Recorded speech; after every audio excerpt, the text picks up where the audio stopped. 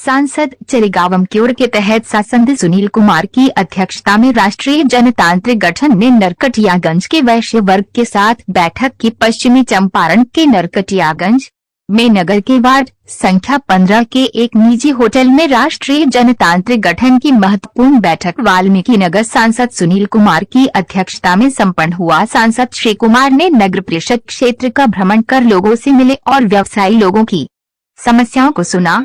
बहुत सारे व्यवसायियों ने टैक्स से संबंधित समस्या को बताया।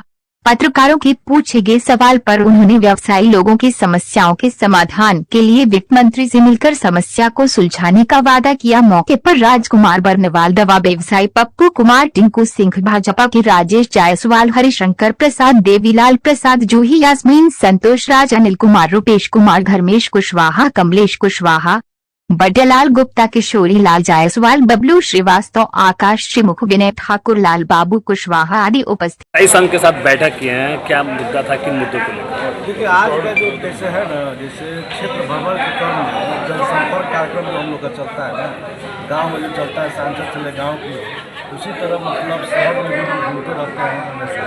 उसी कड़ी में कल जो है हम रामनगर में घूमे और आज जो है नरकटियागंज नगर परिषद में घूम रहे हैं और देख रहे हैं कि जो भी भारत सरकार और बिहार सरकार की जो जन कल्याणकारी योजनाएं चल रही हैं उसका सही सदुपयोग हो रहा है।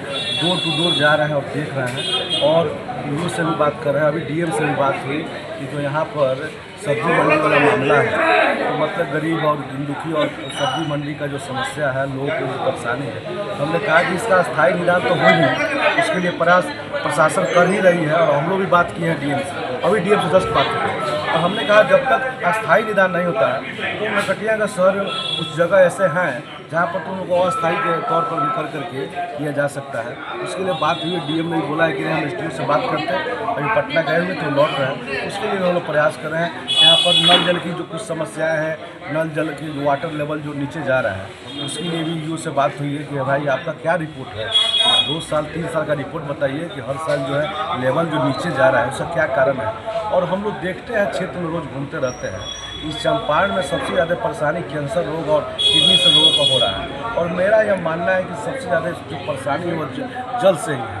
जल का प्रदूषण दूषित होना ही कारण है।